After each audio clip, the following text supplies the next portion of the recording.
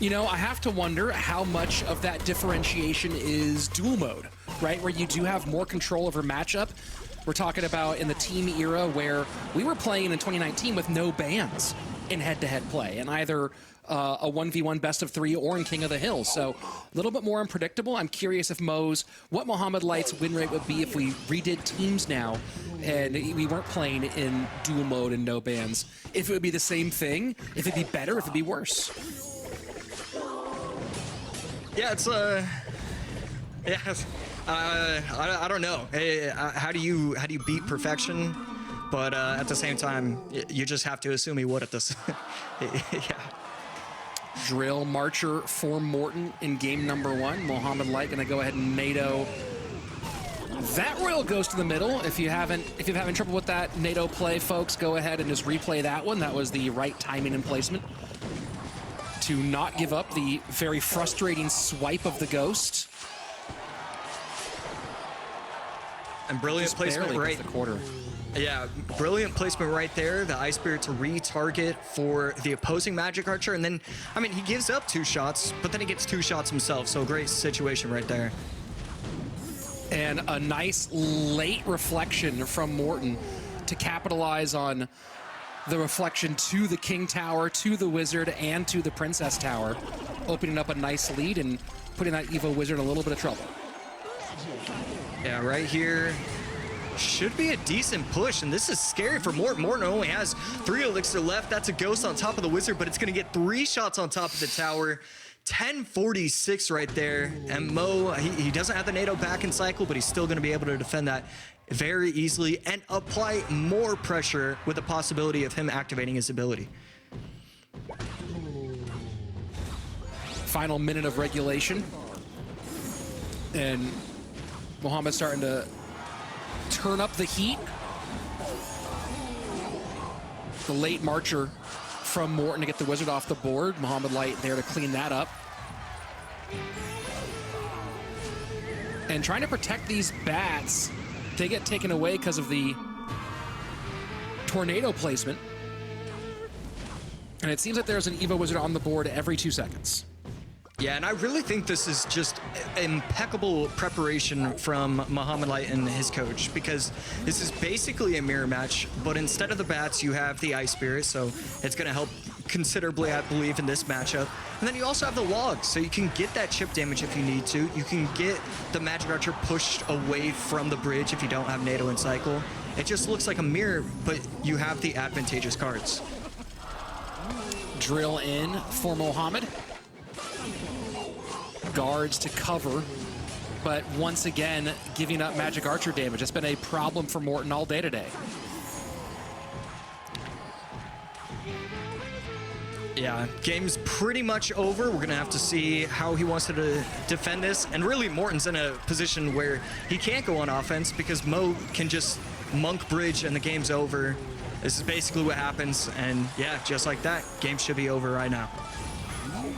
And you see he was trying to maybe get the double reflect in, wasn't quite able to do it, and that's GG, well played. Game 1, Mohamed Light. Thoughts that Mohamed landed this game. Game 2, Morten cycling both of his evolutions and his first 2 cards, Evo Zap, Evo Skelus.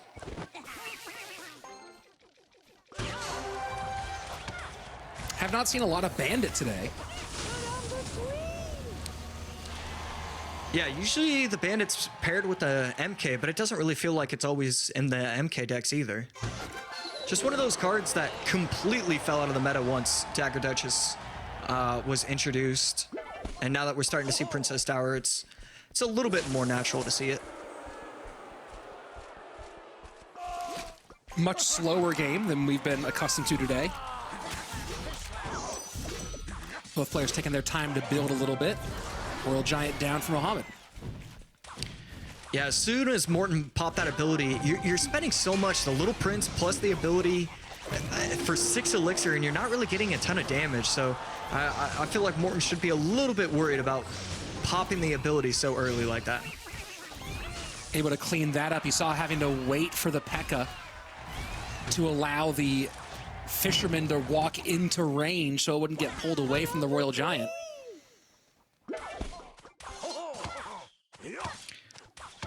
Molite not able to activate his ability in time. Does he want to go aggressive? He should have the Evo RG, I believe, 1 card away.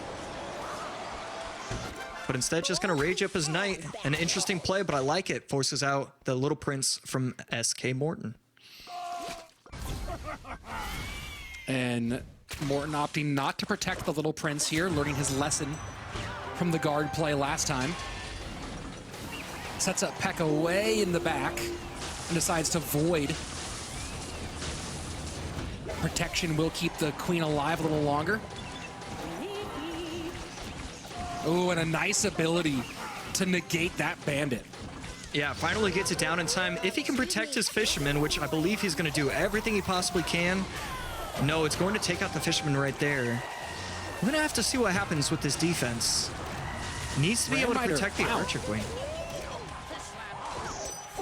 That's a good connection. Guardian will come in. Morten should have a Pekka ready for this, and he does.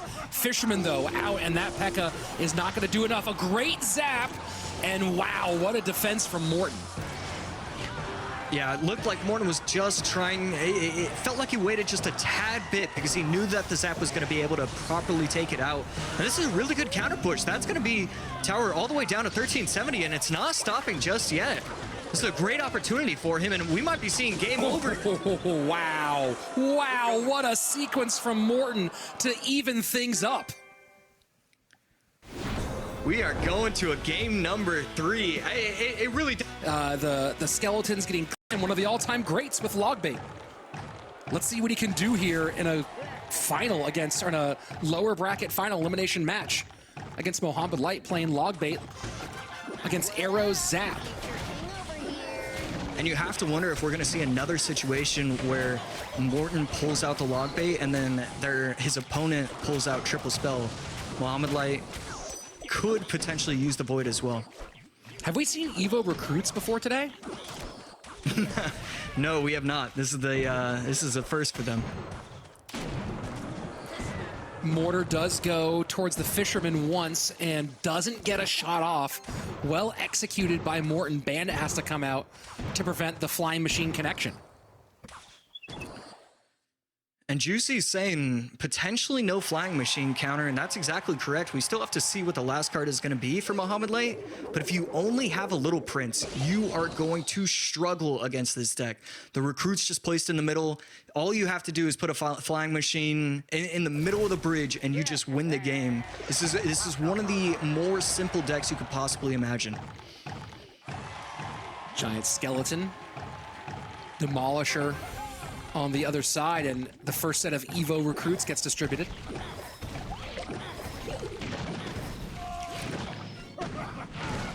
I mean, if we see a potential, another reverse sweep come in from Morten, it's clear that he wants it. So excited to see that. And almost all of that running away from the giant skeleton bomb. Now we see the first double barrel. And that's a lot of damage very early. That right-hand tower absolutely demolished, and Morten completely in control with 40 seconds left. We are going to see it. Molite, I mean, there's nothing he can possibly do. Only the little prince for the flying machine. All Morten has to do is cycle recruits in the middle, put the flying machine on the map. It doesn't matter where you place it, it's going to get insane value, and that's exactly what we're seeing from him. This is going to be game over already, although he has a chance. Morten in a lot of trouble here. Does have to be careful. Bandit's going to dash, get on tower. And Morten is very, very low on elixir. He might lose this tower on the left-hand lane. A zap, the Guardian, and Mohamed Light extends this. Morten raising his eyebrows, cannot believe it, and he just got caught thirsty. Oh my He's got goodness, nothing. The giant skeleton in the pocket to try and get it to the tower. I mean, it's not going to go to the crown tower, but it should still go to the king tower. No, a brilliant placement right there. And that, I mean, Morten, if he didn't play such a good demolisher, that could have been trouble for him. Instead, still has the lead, and we're still going to have to see what's going to happen with 1 minute and 38 seconds left. I mean, that is really challenging. Morten had to think he had it sewn up there, but you saw it just got caught so thirsty out there on an island with nothing for it. And that's a nice use of the flying machine to just get the defensive mortar out of the way. Mohamed Light now setting up on the left-hand side. These giant skeletons could be really challenging for Morten on the long run, because there's plenty of ways, as we see, to remove them from contention. And that giant skeleton is going to tower, and he can't do anything about it. Oh my goodness, that giant, okay, but the Fisherman is going to be able to yank it back. He doesn't predict the Fisherman. Had he predicted the Fisherman, that could have been game over. Instead, Morten giving himself one more opportunity to win. But he has to protect against miners and against giant skeletons. Evil recruits come out. That miner is just going to town. The tower is distracted. Demolisher has to come out. King Tower down to absolutely nothing. 373. Morten now try to see if he can put the pressure on with this big push, but the giant skeleton has just completely turned this game around. Recruits at the bridge. Morten knows what he has to do. Just place everything at the bridge, hope something works. Trying to go for the King Tower, the Crown Tower, everything, just trying to spam. But that little Prince, it did get nerfed, but it is still a beautiful player. Flying Machine gets on the tower for a little bit, but that's not enough. Morten tries to go Demolisher in the pocket. Goblin Barrel not going to be able to make this thing happen, and Mohamed Light stole this one back from Morten and has gifted Lucas a golden ticket trip to World Finals. Wow. It shouldn't have been able to happen. That shouldn't have been able to happen. Morten feeling sick to his stomach. Mohamed Light elated. And Lucas is going to be our July golden ticket winner. Officially, Lucas will be making it to the World Finals at the end of this year.